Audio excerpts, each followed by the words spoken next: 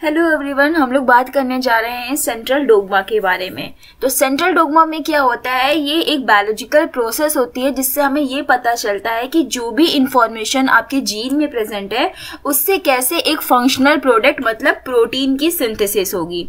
अब जो जीन होता है वो हमारा डीएनए में प्रेजेंट होता है और उस डीएनए से फिर फर्दर आगे की तरफ जब प्रोसेस होती है तो प्रोटीन हमारी बनती है जो कि फंक्शनल होती है। तो सबसे पहले क्या होता है, अगर मान लीजिए कोई भी आपका डीएनए है और डीएनए आपको पता है कि सेल जब जो हमारी सेल होती हैं वो सेल्स कंटिन्यू डिवीजन करती हैं और सेल्स के अंदर हमारा जेनेटिक मटेरियल भी प्रेजेंट है, तो उस जेनेटिक मटेरियल को भी ना आगे सेल में ट्रांसफर होना पड़ेगा, उसके लिए उसको अपने आप को रेप्लिकेट करवाना पड़ेगा। तो जब डीएनए जो है, जो हमारा जेनेटिक मटेरियल होता है, वो जब खुद की रेप्लिका कॉपी बनाता है, मतलब डीएनए से जब डीएनए बनता है, तो इस प्रोसेस को हम कहते हैं रेप्लिकेशन। ये हमारा सेंट्रल डोग्मा की ये सारे प्रोसेस होते हैं, पार्ट होते हैं। तो फर्स्ट इज रेप्लिकेशन, जिसके बारे में हमने वीडियो बनाया है, prokaryotic replication and eukaryotic replication के बारे में सेपरेट वीडियो, आप लोग जाकर चैनल पे उसे जरूर देख लीजिएगा। सेकंड अगर स्टेप आता है, जब देखिए डीएनए डायरेक्ट प्रोटीन को नहीं बना सकता है, बीच में उससे पहले आरएनए मॉलिक्यूल को बनाना रहेगा। तो जब डीएनए से आरएनए बनता है तो उस प्रोसेस को हम कहते हैं ट्रांसक्रिप्शन।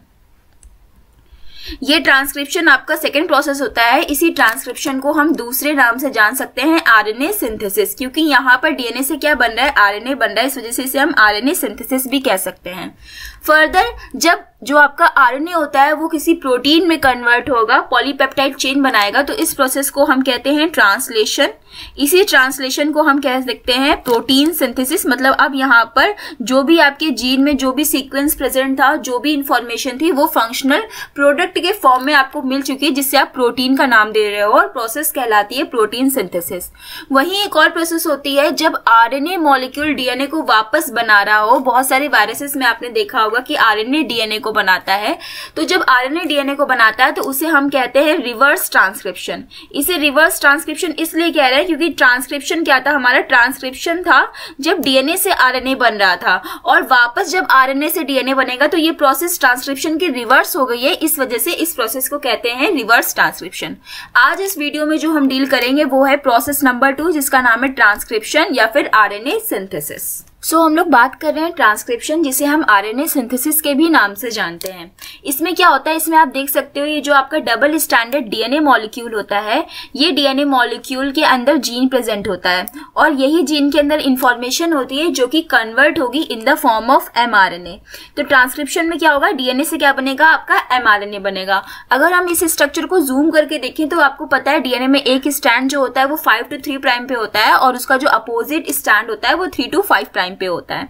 तो आपका जो न्यू सिंथेसिस मॉलिक्यूल जो एमआरएनए बनेगा, आपको पता है कोई भी पॉलीमर न्यूक्लियोटाइड का बन रहा है उसकी हमेशा जो सिंथेसिस होगी वो 5 to 3 प्राइम डायरेक्शन में होगी। इसका रीजन मैंने आपको ऑलरेडी डीएनए रेप्लिकेशन के वीडियो में बनाया है, क्योंकि 3 प्राइम एंड में फ्री हाइड्रोक्सिल ग्रुप होता है जिसकी वजह से वो एक्सटेंड कर सकता है। तो आपका जो एमआरएनए मॉलिक्यूल यहाँ पर बनेगा, ये एमआरएनए मॉलिक्यूल का सबसे पहले 5 प्राइम एंड बनेगा, फिर आगे कंटिन्यू सिंथेसिस होते होते 3 प्राइम एंड जाएगा। ये सिंथेसिस कौन करवाएगा, ये सिंथेसिस हमारा एक एंजाइम करवाएगा जिसका नाम है आरएनए पॉलीमरेज।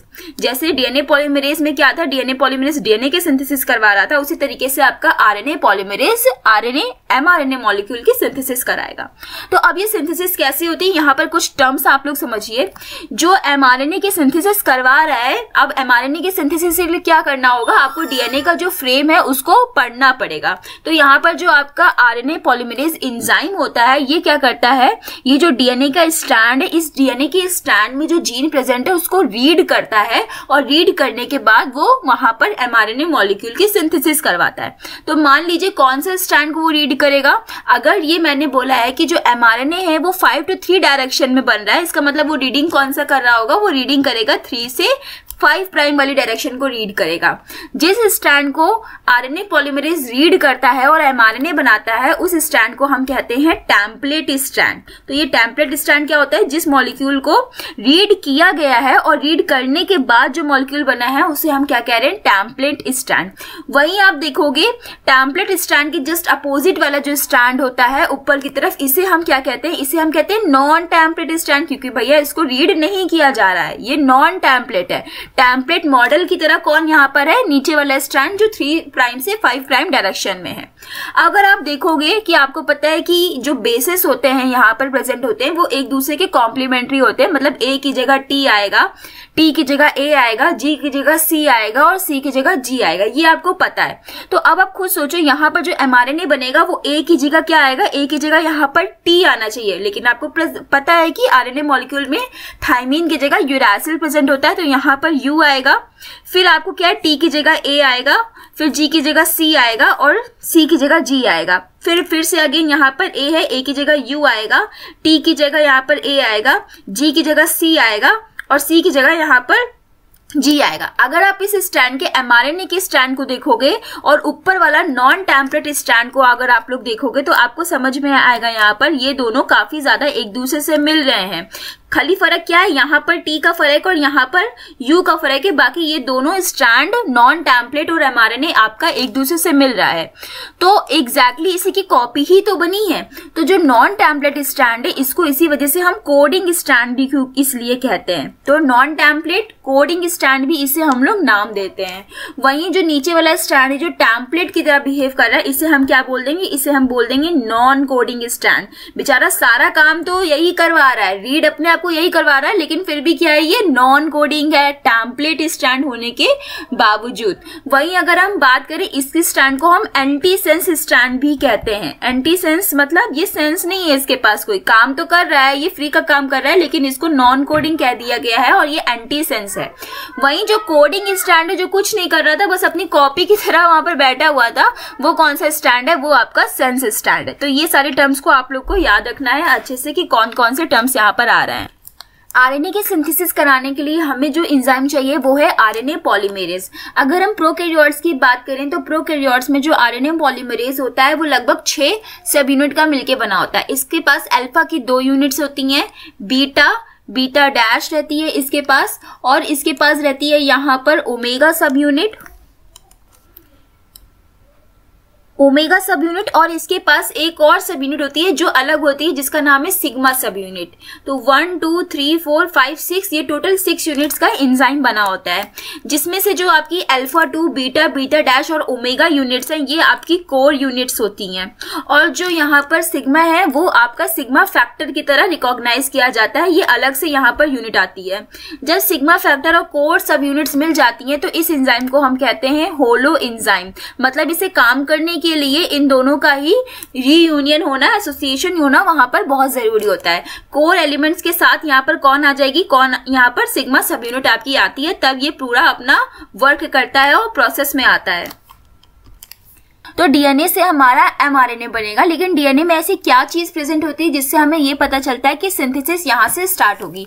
तो डीएनए में हमारा प्रमोटर रीजन प्रेजेंट होता है जो कि हमें बताता है कि प्रमोटर के बाद वहां पर सिंथेसिस स्टार्ट होगी एमआरएनए की, और जीन्स को कन्वर्ट किया जाएगा in the form of messenger RNA. तो हम लोग इस लेक्चर में इसमें बात करने वाले हैं अल्ट्रा स्ट्रक्चर ऑफ प्रमोटर के बारे में कि डीएनए में प्रमोटर का स्ट्रक्चर कैसा होता है।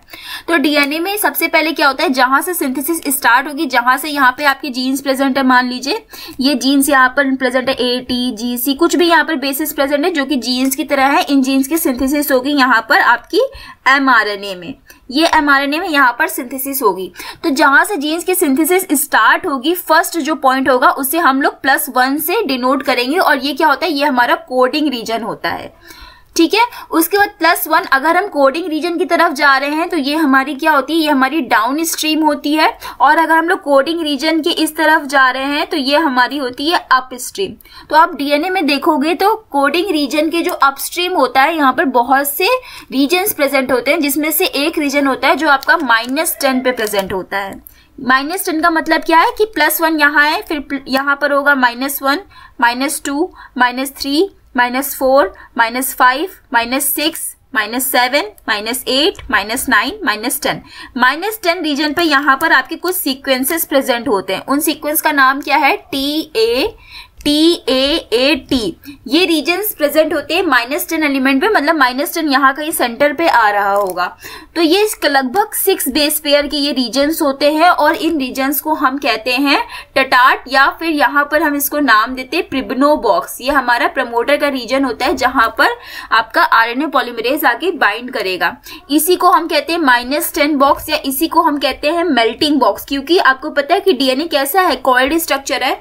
तो कॉइल्ड स्ट्रक्चर की हम आरएनए सिंथेसिस कैसे करा सकते हैं, उसको पहले तो मेल्ट होना पड़ेगा ना, अपनी हाइड्रोजन बॉन्डिंग को वहां से तोड़ना पड़ेगा, बबल बनाना होगा।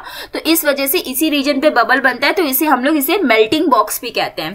इस मेल्टिंग बॉक्स में आपको पता है कि बॉन्ड तोड़ने के लिए कौन ज्यादा आसान है, ए या टी के बीच के बॉन्ड टूटेंगे आसानी से, या जी या सी के बॉन्ड टूटेंगे? ऑफ कोर्स ए और टी के बॉन्ड टूटेंगे। तो यहाँ पर ये एटी रिच रीजन होता है, क्योंकि यहीं से इसको मेल्टिंग करानी पड़ेगी। नेक्स्ट अगर आप और इधर आओगे, अपस्ट्रीम की तरफ आओगे, तो यहाँ पर अगेन कुछ रीजन प्रेजेंट होते हैं जो 6 बेस पेयर के होते हैं। ये लगभग कहाँ प्रेजेंट होते हैं? ये -35 पे प्रेजेंट होते हैं। अब -35 का मतलब भी वही है कि आप इधर स्केल चलते जाओगे 10, 11, 12 माइनस में, तो -35 जहां पे रीजन आएगा वहां पर कुछ आपके बेसिस प्रेजेंट है। वहां पे क्या प्रेजेंट है? वहां पर TTGACA गा का रीजन प्रेजेंट होता है। ये GC रिच रीजन होता है, ये AT रिच रीजन नहीं होता है। और इस रीजन को हम कहते हैं रिकॉग्निशन बॉक्स। रिकॉग्निशन बॉक्स का मतलब आप लोग समझ रहे हो, किसी चीज को रिकॉग्नाइज करना, पहचान लगाना। तो ये एक रिकॉग्निशन बॉक्स की तरह काम करता है। यहाँ पर आरएनए पॉलीमरेज इसको रिकॉग्नाइज करता है और उसको पता चलता है कि हाँ भैया यहीं पर जगह, यहीं पर मुझे मेल्टिंग करानी है, यहीं पर हमारा पॉलीमरेज आएगा और आगे की सिंथेसिस कंटिन्यू करेगा। कुछ प्रमोटर्स में आपको एक्स्ट्रा रीजन्स में मिलते हैं जो -60 से -40 के बेस पेस में होते हैं। इन रीजन्स को हम कहते हैं, इसको हम कहते हैं अपस्ट्रीम प्रमोटर एलिमेंट। ये जहां पर प्रेजेंट होते हैं उससे ये इंडिकेट होता है कि जो प्रमोटर है हमारा वो बहुत ही ज्यादा स्ट्रॉन्ग प्रमोटर है। तो यहाँ पर क्या होता है, जब आरएनए पॉलीमरेज आता है ना, अब आरएनए पॉलीमरेज का जब आप स्ट्रक्चर देखोगे तो ये कुछ इस तरीके का होता है और इसके पीछे इसकी पूंछ निकली होती है। ये जो इसकी टेल होती है, ये इसकी टेल यहाँ पर अपस्ट्रीम प्रमोटर एलिमेंट में अच्छे से बाइंड हो जाती है और यहाँ पर आपका आरएनए पॉलीमरेज रहता है। तो इसकी वजह से क्या होता है, जो बाइंडिंग एफिनिटी होती है वो बहुत ज्यादा बढ़ जाती है। ग्रेटर एफिनिटी के साथ आरएनए पॉलीमरेज डीएनए के स्ट्रैंड पे बाइंड करता है और वो बार बार वहां से हटेगा नहीं, वो पूरी सिंथेसिस अच्छे से कराएगा। तो ये था अल्ट्रा स्ट्रक्चर ऑफ प्रमोटर। इसमें आपको याद रखना है -10 रीजन पे आपका होता है प्रिब्नो बॉक्स, जो कि मेल्टिंग बॉक्स होता है। मेल्टिंग यहीं से होगी क्योंकि यहाँ पर 80 रिच रीजन है। -35 पे आपका प्रेजेंट है रिकॉग्नाइजेशन बॉक्स, ये GC रिच रीजन है, ये भी 6 बेस पेयर का होता है। और कुछ प्रमोटर में अपस्ट्रीम प्रमोटर एलिमेंट प्रेजेंट होते हैं जो कि ये इंडिकेट करते हैं कि यहाँ पर ये एक स्ट्रॉन्ग प्रमोटर है। आरएनए पॉलीमरेज एंजाइम की जो टेल होती है वो इसी अपस्ट्रीम एलिमेंट में बाइंड करती है, तब आरएनए पॉलीमरेज इस रिकॉग्निशन बॉक्स को रिकॉग्नाइज करता है और दूसरी तरफ वहीं पर वो टटाट बॉक्स से मेल्टिंग करवा देता है। तो अब क्या होता है, यहाँ पर जब आरएनए पॉलीमरेज आता है अपनी सिग्मा सब यूनिट के साथ, तो वो इस GC बॉक्स को रिकॉग्नाइज करता है, ये पहचान लगाता है कि ठीक है हम सही जगह पहुंच गए हैं। और उसके बगल में जस्ट -10 रीजन है जहां पर 80 रिच सीक्वेंस प्रेजेंट होता है, वहां से वो मेल्टिंग करवा लेता है। आपको याद ये रखना है यहाँ पर कि यहाँ पर अगर आपका सिग्मा सब यूनिट अकेले है तो वो ये काम नहीं कर सकता, या आरएनए पॉलीमरेज अकेले है तो भी ये काम नहीं कर पाएगा। इन दोनों को साथ में आना पड़ेगा। मतलब सिग्मा फैक्टर रिकॉग्नाइजेशन फैक्टर की तरह काम कर रहा है, लेकिन वो तब तक नहीं काम कर पाएगा जब तक उसके साथ आरएनए पॉलीमरेज एंजाइम एसोसिएट नहीं होगा। ये जो सिग्मा फैक्टर्स होते हैं ये डिफरेंट टाइप्स के होते हैं। ये डिपेंड करता है कि किस टाइप की mRNA की सिंथेसिस करानी है। ठीक है, तो मान फॉर एग्जाम्पल अगर मैंने बोला यहाँ पर सिग्मा आपका 70 है, तो सिग्मा 70 क्या करता है, ये हाउसकीपिंग जीन की सिंथेसिस करवाता है। वहीं आपको याद रखना है कि अगर सिग्मा 54 है तो सिग्मा 54 किसके लिए होता है, ये आपके होता है नाइट्रोजन की मेटाबॉलिज्म के लिए होता है। वहीं आपको याद रखना है अगर सिग्मा 32 है तो सिग्मा 32 किसके लिए होता है, ये हीट शॉक प्रोटीन्स के सिंथेसिस के लिए आता है जब स्ट्रेस की कंडीशन आती है। वहीं आपको याद रखना है जो सिग्मा 28 है, ये सिग्मा 28 किसके लिए रिस्पॉन्सिबल है, तो सिग्मा 28 होता है फ्लैजुलर सिंथेसिस के लिए। बैक्टीरिया में जो फ्लैजुला होता है उसकी सिंथेसिस कराता है। साथ ही साथ ये कीमोटॉक्सिस मूवमेंट के लिए जो प्रोटीन्स रिस्पॉन्सिबल होती है उनकी भी सिंथेसिस करवाता है। तो ये कुछ टाइप ऑफ सिग्मा फैक्टर्स थे जो आपको याद रखने हैं। मेक श्योर आपको ये याद रखना है कि जो कोर एंजाइम एलिमेंट है आपका, जिसके पास अल्फा 2, बीटा, बीटा डैश और ओमेगा यूनिट्स प्रेजेंट है, ये चेंज नहीं होंगी, बल्कि इनके साथ हमेशा एक नया सिग्मा लग जाएगा। कभी सिग्मा 70 लग जाएगा, कभी सिग्मा यहाँ पर 32 आ जाएगा, कभी सिग्मा यहाँ पर 54 आ जाएगा। जैसी भी नीड होगी यहाँ पर सिग्मा जो सब यूनिट है आपकी वो यहाँ पर चेंज होती रहेगी। तो इस तरीके से आपका काम होता है। अगर हम सिग्मा की स्ट्रक्चर को थोड़ा जूम करके देखें तो सिग्मा का स्ट्रक्चर कुछ 4 यूनिट से मिलकर बना होता है, जिसमें सिग्मा 4, सिग्मा 3, सिग्मा 2 और सिग्मा 1 होता है। तो बात यह आती है कि कौन सा रीजन इन 35 और -10 रीजन से इंटरैक्ट करेगा। तो सिग्मा 4 का जो रीजन होता है वो -35 रीजन से इंटरैक्ट करता है, वहीं सिग्मा 1 का जो रीजन होता है वो -10 रीजन से इंटरैक्ट करता है। ये पूरी की पूरी आपकी सिग्मा यूनिट होती है, लेकिन ये इस तरीके से आके बैठती है कि 4 वाला रीजन -30 से यहाँ पर रिकॉग्नाइज कर रहा होता है और सिग्मा 1 वाला रीजन -10 से कर रहा होता है, और बीच में आपके सिग्मा 3 और सिग्मा 2 का रीजन प्रेजेंट होता है। ये पूरा स्ट्रक्चर सिग्मा फैक्टर का है। सिग्मा फैक्टर किसके साथ आ रहा है? सिग्मा फैक्टर आ रहा है आपका आरएनए पॉलीमरेज एंजाइम के साथ आ रहा है, और आपको पता है आरएनए पॉलीमरेज एंजाइम क्या करेगा? आरएनए की सिंथेसिस करवाएगा। तो सबसे पहले देखते हैं इनिशिएशन में क्या होगा। इनिशिएशन में आरएनए पॉलीमरेज एंजाइम आएगा सिग्मा फैक्टर के साथ, और वो रीजन को रिकॉग्नाइज करके उन पे बैठ जाएगा। इस आरएनए पॉलीमरेज की एक टेल भी है। तो यहाँ पर सबसे पहले क्या होगा? सिग्मा सब यूनिट आके बैठ गई जिसने -35 और -10 रीजन से इंटरैक्ट किया है। साथ में इसके साथ कौन आया? साथ में इसके साथ यहाँ पर आपका आरएनए पॉलीमरेज एंजाइम आकर बैठ गया है। आरएनए पॉलीमरेज एंजाइम आता है यहाँ पर, तो वो क्या करेगा? वो यहाँ पर इनिशिएट कर देगा सिंथेसिस, लेकिन उसके पहले यहाँ पर क्या होगी? यहाँ पर इस प्रमोटर की मेल्टिंग स्टार्ट हो जाएगी। तो ये काम आपका इनिशिएशन में हो रहा है। इनिशिएशन जब एक बार हो जाता है तो यहाँ से क्या होता है? आपका यहाँ से आपका जो mRNA है वो यहाँ पर +1 रीजन था, तो यहाँ से mRNA की सिंथेसिस होती रहती है। 5 प्राइम सबसे पहले होता है और फिर यहाँ पे 3 प्राइम होता है, क्योंकि यहाँ से कोडिंग रीजन स्टार्ट है। ये तो प्रमोटर का पार्ट था, लेकिन इस तरफ क्या है? ये कोडिंग रीजन है, और यहाँ पर आरएनए पॉलीमरेज आगे बढ़ेगा तो ये क्या करेगा? यहाँ पर कोडिंग mRNA सिंथेसिस को स्टार्ट कर देगा। सिग्मा फैक्टर यहाँ पे आया है और सिग्मा फैक्टर ने क्या किया? यहाँ पर इस स्टार्ट रीजन की -10 रीजन की मेल्टिंग स्टार्ट कर दी है। जब एक बार ये रीजन की मेल्टिंग हो जाएगी तो ये बबल एक स्ट्रक्चर बना लेगा, और इस स्ट्रक्चर को हम कहेंगे ट्रांसक्रिप्शन बबल। अब यहाँ पर रेप्लिकेशन बबल नहीं कहेंगे, क्योंकि वहाँ पर डीएनए की सिंथेसिस होने जा रही थी। यहाँ पर ट्रांसक्रिप्शन प्रोसेस चल रहा है, इस वजह से इसे हम कहेंगे ट्रांसक्रिप्शन बबल। ट्रांसक्रिप्शन बबल जैसे ही बन जाएगा, आरएनए पॉलीमरेज क्या करेगा? थोड़ा सा आगे की तरफ बढ़ेगा और वो वहां पर कोडिंग रीजन की जीन्स की सिंथेसिस करवाना स्टार्ट कर देगा। आरएनए पॉलीमरेज एंजाइम जब यहाँ पर मेल्टिंग रीजन पे आ गया है तो वो सिंथेसिस जब स्टार्ट करेगा, तो यहाँ से मान लीजिए उसने mRNA बनाना स्टार्ट किया। ये mRNA जब बनेगा तो इसे बाहर भी तो निकलना है, तो ये mRNA इस एग्जिट चैनल से बाहर निकलता है और एग्जिट चैनल से ये दूर निकलता है। क्योंकि आप खुद देखो कि यहाँ पर क्या है? कुछ बेसिस प्रेजेंट होंगे और यहाँ पर भी बेसिस प्रेजेंट होगी, ये एक दूसरे के कॉम्प्लीमेंट्री होंगे। तो सेम यहाँ पर भी तो वही बेसिस है ना जो इससे इस वाले स्टैंड से मिलते हैं। तो चांसेस ये हो सकता है कि ये वाला स्टैंड और ये वाला स्टैंड आपस में पेयरिंग कर जाए। अब जब ये पेयरिंग कर जाएगा तब तो हमारा mRNA का स्ट्रक्चर खराब हो गया ना। उस mRNA को इस एग्जिट चैनल से थोड़ा सा दूर निकाला जाए ताकि यहाँ पर क्या हो? यहाँ पर पेयरिंग ना हो सके। लेकिन यहाँ पर एक दिक्कत आती है, हमारी जो सिग्मा सब यूनिट है ना उसको तो हट जाना चाहिए। भैया तुमने रिकॉग्नाइज कर लिया है प्रमोटर एलिमेंट को, तुमने मेल्टिंग करा दी है, तुम हट जाओ। वो इतना दुष्ट है, वो हटता नहीं है। वो इसी एग्जिट चैनल पर सिग्मा सब यूनिट आके बाइंड कर जाता है और वहीं पर बैठ जाता है। अब एग्जिट चैनल क्या हो जाता है? सिग्मा सब यूनिट की वजह से जो एग्जिट चैनल है वो आपका ब्लॉक हो जाता है, क्योंकि वहां पर सिग्मा सब यूनिट बैठा हुआ है। अब जब एग्जिट चैनल ब्लॉक है तो हमारा जो mRNA है वो कैसे एग्जिट चैनल से बाहर निकलेगा? mRNA बाहर नहीं निकलेगा तो हमारा काम नहीं बनेगा। लेकिन mRNA फिर भी ट्राई करता है, वो बार बार यहाँ पे सिंथेसिस करवाता है आरएनए पॉलीमरेज और यहाँ तक mRNA आता है, लेकिन वो बाहर नहीं निकल पाता है। इस वजह से क्या करता है? आरएनए पॉलीमरेज बार बार डिसोशिएट हो जाता है, क्योंकि वहां पर एग्जिट चैनल पे सिग्मा यूनिट बैठी है। ऐसा लगभग 50 से 30 बार होता है लगभग ये, जिसकी वजह से बार बार जो आपका mRNA है वो बनता है, टूटता है, बनता है, टूटता है, और इस प्रोसेस को हम कहते हैं अबॉर्टिव इनिशिएशन। अबॉर्टिव इनिशिएशन में कुछ भी नहीं है। अबॉर्टिव इनिशिएशन में बस इतनी सी चीज है कि एक आरएनए पॉलीमरेज एंजाइम था जो कि यहाँ पे mRNA की सिंथेसिस करा रहा था। ये हमारा mRNA बन रहा था, लेकिन इस mRNA को निकलने के लिए यहाँ से क्या चाहिए? एक एग्जिट चैनल चाहिए। जैसे एग्जिट और एंट्री होती है ना, वैसे ही ये इसको बाहर निकलने के लिए एग्जिट चैनल चाहिए जो कि पॉलीमरेज एंजाइम के पास प्रेजेंट है।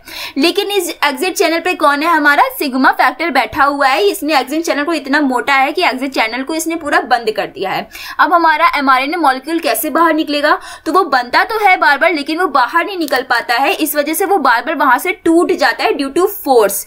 और क्या होता है, यहाँ पर जो RNA पॉलीमरेज एंजाइम है वो बार बार डिसोशिएट हो जाता है, तो जो हमारे टुकड़ों में mRNA बन रहा है ना, उसका अबॉर्शन हो जा रहा है, वो पूरी तरीके से कंप्लीट नहीं हो पा रहा है। इस वजह से इस प्रोसेस को कहते हैं अबॉर्टिव इनिशिएशन। ऐसे लगभग 30 से 50 बार हो गया। कुछ टाइम के बाद क्या होता है कि जो इस सिग्मा सब यूनिट है, इस सिग्मा सब यूनिट में ना कन्फर्मेशनल चेंज होता है। इस कन्फर्मेशनल चेंज की वजह से क्या होता है, जब इसके अंदर कन्फर्मेशन चेंज आ जाएगा तो इसको क्या होगा, ये यहाँ से एग्जिट चैनल की तरफ से ये हट जाएगा, और जैसे ये एग्जिट चैनल की तरफ से हटता है, ये जो RNA पॉलीमरेज होता है वो आगे बढ़ता है और यहाँ से हमारा mRNA निकलना स्टार्ट होता है।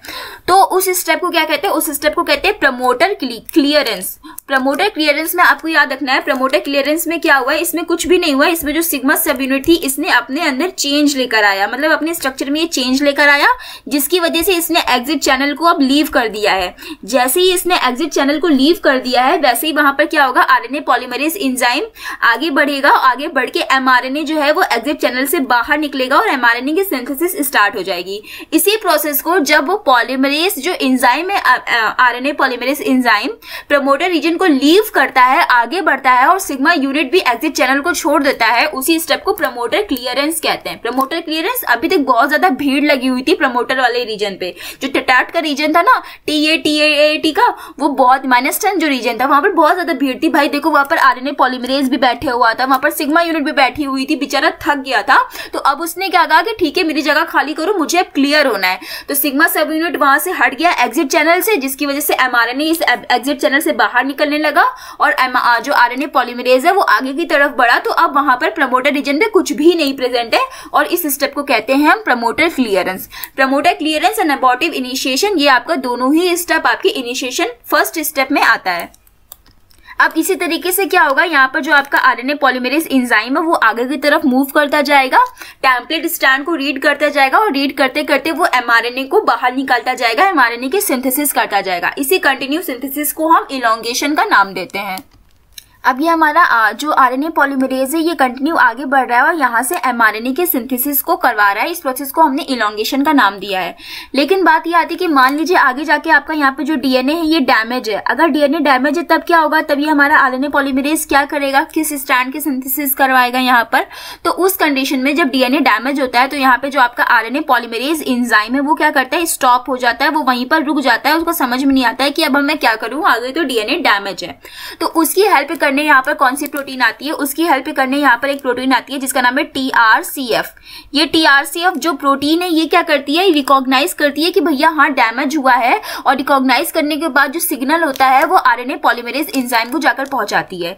ये क्या करती है, ये इस एंजाइम के पीछे यहाँ पे बैठ जाती है TRCF प्रोटीन, और TRCF प्रोटीन कहती है कि RNA पॉलीमरेज भैया सुनो, तुम पीछे कुछ गड़बड़ करके आए हो, कुछ ना कुछ डैमेज है, उसको सही करो। तो यहाँ पर रिपेयर पाथवे स्टार्ट हो जाता है, और रिपेयर पाथवे से क्या होता है, यहाँ पर जो आपका DNA डैमेज है या फिर कुछ गड़बड़ी हो गई है आगे की तरफ है, कोई भी चीजें हैं तो वो रिपेयर पाथवे के थ्रू वहां पर पहले सही की जाती है। उसके बाद यहाँ पर RNA पॉलीमरेज कंटिन्यू इलॉन्गेशन करवाता रहता है। इस पाथवे को हम कहते हैं ट्रांसक्रिप्शनल एसोसिएटेड रिपेयर पाथवे। मतलब यहाँ पे ट्रांसक्रिप्शन हो रहा है और रिपेयर पाथवे चल रहा है, इसी वजह से इसे कहते हैं ट्रांसक्रिप्शनल एसोसिएटेड रिपेयर पाथवे। अब जैसे कि DNA पॉलीमरेज के पास प्रूफ रीडिंग एक्टिविटी होती है, कुछ उसी तरीके से RNA पॉलीमरेज के पास भी होती है। उसका मतलब क्या है कि RNA पॉलीमरेज अगर ये कंटिन्यू इधर आगे बढ़ रहा था और गलती से यहाँ पर इसने कोई गलत बेसिस, यहाँ पर जो mRNA निकला है ना, इसने गलत बेसिस ऐड कर दिए हैं, तो अब ये RNA पॉलीमरेज क्या करेगा, दो तरीके से अपनी प्रूफ रीडिंग एक्टिविटी करता है। ये पहली जो एक्टिविटी करता है प्रूफ रीडिंग की उसका नाम है पायरोफॉस्फोरेटिक एडिटिंग करता है, और दूसरा जो करता है वो करता है आपकी हाइड्रोलिटिक एडिटिंग।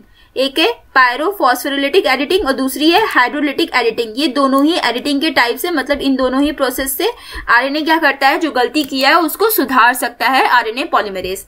अब इसमें क्या होता है, जो पायरोफॉस्फोरिलेट वाली एडिटिंग है ना, फर्स्ट वाली एडिटिंग, इसमें क्या होता है, इसमें जो आपका आरएनए पॉलीमरेज है ना, इसके पास क्या होती है, कैटालिटिक साइट्स होती हैं। इन्हीं कैटालिटिक साइट की हेल्प से ये क्या करता है, रिकॉग्नाइज करता है अपनी गलती को, और वहां पर जो उसने इनकरेक्ट न्यूक्लियोटाइड को ऐड कर दिया है, उस इनकरेक्ट न्यूक्लियोटाइड को वो वहां से क्या करता है कि भैया तुम गलती से ऐड हो गए हो, तुम अब रिमूव हो जाओ। सिंपल उसने क्या किया, आरएनए पॉलीमरेज एंजाइम था, इस एंजाइम के पास क्या प्रेजेंट थी, कैटालिटिक साइट्स प्रेजेंट थी। इन्होंने इस कैटालिटिक साइट का यूज किया और बोला कि तुम इनकरेक्ट न्यूक्लियोटाइड आ गए हो, तुम्हें नहीं आना चाहिए, तो तुम यहां से रिमूव हो जाओ। वहीं दूसरी तरफ क्या होता है, दूसरी तरफ जो हाइड्रोलिटिक एडिटिंग होती है, यहाँ पर एक और प्रोटीन आती है जिसका नाम है ग्री प्रोटीन।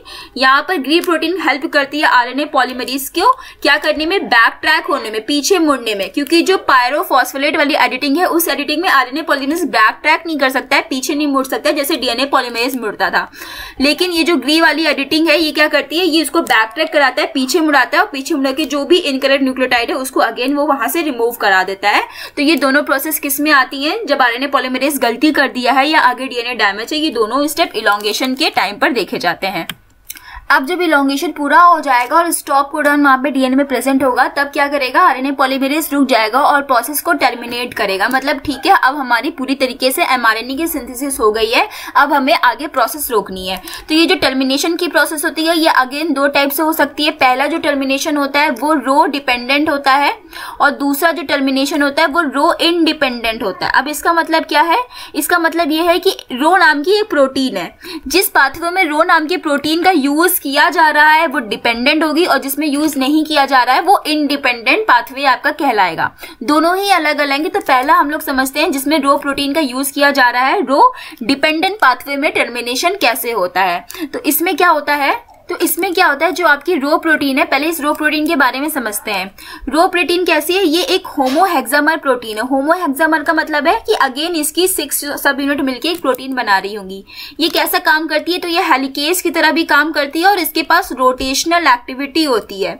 ये किस डायरेक्शन में मूव करती है, तो ये मूव करती है 5 से 3 की डायरेक्शन में और एमआरएनए पे। तो ये देखिए, ये ब्लू कलर से एमआरएनए बना था, यहाँ पर मैंने रो प्रोटीन बनाई है पिंक कलर से, और ये कैसे मूव करेगी, ये इस तरफ को 5 to 3 डायरेक्शन में मूव करेगी। लेकिन जैसे जैसे मूव कर रही होती है और जब यहाँ पर एग्जिट चैनल आता है, तो ये एग्जिट चैनल इस रो प्रोटीन को अंदर नहीं जाने देता है, कहता है नहीं तुम अंदर नहीं जा सकती, तुम्हें यहीं पर वेट करना होगा। तो एग्जिट चैनल पे आकर जो आपकी होमोहेक्सामर रो प्रोटीन है वो यहीं पर फंस जाती है और वेट करती रहती है। अंदर की तरफ क्या होता है, एमआरएनए में कुछ सीक्वेंसेस प्रेजेंट होते हैं जिसे हम कहते हैं रूट साइट या आरयूटी साइट। ये सीक्वेंसेस की सिंथेसिस हो रही थी, ये सीक्वेंसेस एक्चुअली यहाँ पर डीएनए में प्रेजेंट है। जब डीएनए से सिंथेसिस होगी तो वही सीक्वेंस का कॉम्प्लीमेंट्री आपका किस में आ जाएगा, एमआरएनए मॉलिक्यूल में आ जाएगा। तो ये जो रूट साइट होती है, सिंथेसिस होते होते ये भी कहां पहुंच जाती है, ये एग्जिट चैनल पे पहुंच जाती है। तो जब यहाँ पर एग्जिट चैनल पे पहुंच जाती है, तो एग्जिट चैनल पे किसका किसका मिलन हो गया, यहाँ पर एग्जिट चैनल पे आपकी रो प्रोटीन प्लस आरयूटी साइट का मिलन हो गया है। दोनों ने ही आपस में एसोसिएशन कर लिया है। जब ये दोनों ही आपस में एसोसिएट हो जाते हैं तो एग्जिट चैनल को पूरी तरीके से ब्लॉक कर देते हैं। ब्लॉक होने की वजह से क्या होता है कि एग्जिट चैनल ब्लॉक हो गया है, तो एमआरएनए जितना बाहर निकला हुआ है वो उतना बाहर रह जाता है और अंदर वाला अंदर रह जाता है, और यहाँ से एमआरएनए क्या हो गया, टूट गया, ब्रेक हो गया है। अब ब्रेक हो गया तो भैया सिंथेसिस क्या हो गई है, डिसकंटिन्यू हो गई है। मतलब चेन का क्या हो गया, टर्मिनेशन हो गया है। कुछ टाइम के बाद क्या होता है कि जो आपका पॉलीमरेज एंजाइम है वो यहाँ से रिलीज हो जाता है और इस तरीके से रो डिपेंडेंट पाथवे से टर्मिनेशन किया जाता है। इसमें क्या हुआ, इसमें बस आपको ये याद रखना है कि एक रो नाम की प्रोटीन है, इस प्रोटीन के पास हेलिकेज एक्टिविटी है और रोटेशनल एक्टिविटी है। ये रोटेट करती करती जा रही है, करती करती ये कहां पहुंच गई, एग्जिट चैनल पे पहुंच गई। लेकिन एग्जिट चैनल में क्या हो गया कि इसने इसको अंदर नहीं जाने दिया, क्योंकि वहां अंदर सिंथेसिस चल रही है एमआरएनए की। तो डीएनए में कुछ रूट सीक्वेंस प्रेजेंट होते हैं, उनकी भी सिंथेसिस होती है, और कंटिन्यू जब सिंथेसिस हो रही है तो आप ये इमेजिन कर सकते हो कि ये थोड़ा इस तरफ डायरेक्शन में आगे की तरफ बढ़ रहा होगा। तो जब एग्जिट चैनल पे रूट साइड पहुंचती है तो वहां पर आपका रो प्रोटीन भी है, रूट प्रोटीन भी है, दोनों ही आपस में मिलकर यहाँ पे एसोसिएट हो जाते हैं और पूरी की पूरी तरीके से एग्जिट चैनल को ब्लॉक कर देते हैं। फिर कंटिन्यू आरएनए सिंथेसिस अंदर चल रही होती है, लेकिन ब्लॉकेज की वजह से क्या होता है, जो यहाँ पर एमआरएनए जितना आपका बाहर निकल गया वो टर्मिनेट कर जाता है, और टर्मिनेट करने के बाद जब प्रोसेस रुक गई है, डिसकंटिन्यू हो गई है, तो आरएनए पॉलीमरेज जो एंजाइम है आपका ये डिसोशिएट हो जाएगा। डिसोशिएट होने के बाद फिर से क्या हो जाएगा, यहाँ पर आरएनए की सिंथेसिस स्टॉप हो जाएगी और रो और रूट भी यहाँ से रिलीज हो जाएंगे। तो ये प्रोसेस होती है रो डिपेंडेंट पाथवे, जहाँ पर रो प्रोटीन का यूज किया गया है। रो इंडिपेंडेंट पाथवे में क्या होगा, इसमें रो प्रोटीन का यूज नहीं किया जाता है। इसमें क्या होता है ये जो mRNA निकल रहा है ना, इस mRNA में आपके कुछ पैलिंड्रोमिक सीक्वेंसेस प्रेजेंट होते हैं। पैलिंड्रोमिक सीक्वेंस मतलब इन्वर्टेड रिपीट्स, वो 5 to 3 डायरेक्शन और 3 to 5 डायरेक्शन में सेम होंगे। फॉर एग्जाम्पल अगर आपका GATTC वाला सीक्वेंस है, ठीक है, GA, एक मिनट, तो रो इंडिपेंडेंट पाथवे में क्या होता है, इस इंडिपेंडेंट पाथवे में रो प्रोटीन का यूज नहीं किया गया है, बल्कि इस ये जो mRNA यहाँ से निकल रहा है, इस mRNA के पास पैलिंड्रोमिक सीक्वेंसेस प्रेजेंट होते हैं। What are palindromic sequences? तो पैलिंड्रोमिक सीक्वेंसेस कुछ नहीं होते हैं, बल्कि ये एक तरीके के इन्वर्टेड रिपीट्स हैं। तो ये पैलिंड्रोमिक सीक्वेंसेस क्या होते हैं? मान लीजिए इको R1 का हम लोग एग्जांपल लेते हैं, उसमें प्रेजेंट होता है GAATTC, ठीक है। इस तरफ से आपने पढ़ा तो पढ़ा GAATTC। अब इसका इस तरफ से पढ़ोगे तो यहाँ पर आ जाएगा C, यहाँ पर TT, यहाँ पर AA, यहाँ पर G। फिर से वही हो गया, इधर से पढ़ रहे हो आप GAATTC, मतलब चाहे इधर से पढ़ो चाहे इधर से पढ़ो, दोनों ही सेम आना चाहिए। ऐसे सीक्वेंसेस को हम पैलिंड्रोमिक सीक्वेंसेस कहते हैं, जो कि यहाँ पर जो mRNA आपका निकला है ना, इसमें बहुत सारे प्रेजेंट होते हैं। तो GAATTC यहाँ प्रेजेंट है, GAATTC यहाँ प्रेजेंट है। तो ये बाहर निकल रहा होता है। जब ये बाहर यहाँ से निकल रहा होता है ना, तो ये जब बाहर निकलता है तो ये आपस में कॉम्प्लीमेंट्री पेयरिंग कर लेता है। आप देखो ये दोनों सारे कॉम्प्लीमेंट्री हैं, तो इसकी वजह से क्या होगा, यहाँ पर पेयरिंग हो जाएगी। तो कुछ टाइम के बाद सीन कैसा होगा, कुछ टाइम के बाद यहाँ पे सीन ऐसा होगा कि मान लीजिए आपका ये यहाँ पर DNA था, यहाँ पर RNA पॉलीमरेज था, ये यहाँ से सीक्वेंसेस ऐसे निकल रहे थे, तो इन्होंने ऐसे करके पेयरिंग कर ली, तो लूप बना लिया। तो यहाँ पे क्या बन गया है, आपका लूप ऐसे बन गया है, क्योंकि यहाँ पे GAATTC, बगल में भी GAATTC, इसने ऐसे करके पेयरिंग बना ली है। तो ये पेयरिंग क्या करती है, ये पेयरिंग जब बन जाती है तो उसकी वजह से बहुत सारे सीक्वेंस में बहुत सारी पेयरिंग बनी है, तो अगेन वो एग्जिट चैनल पे वो चीज ब्लॉक कर देती है और वहां से mRNA रिलीज हो जाता है, फिर से फोर्स की वजह से वहां पर टूट कर। तो इस तरीके से यहाँ पर रो प्रोटीन का यूज नहीं हुआ, यहाँ पर पैलिंड्रोमिक सीक्वेंसेस की वजह से, जिन्होंने आपस में पेयर कर लिया है, पेयर करने की वजह से एग्जिट चैनल को ब्लॉक कर दिया है और फिर से वहां से mRNA टूट गया है, चेन टर्मिनेट हो गई है, प्रोसेस डिसकंटिन्यू हो गया है और सिंथेसिस वहीं पे स्टॉप हो गई है। कुछ टाइम के बाद आपका जो RNA पॉलीमरेज है वो डिसोसिएट हो गया है। तो ये थी दोनों टाइप की टर्मिनेशन की प्रोसेस।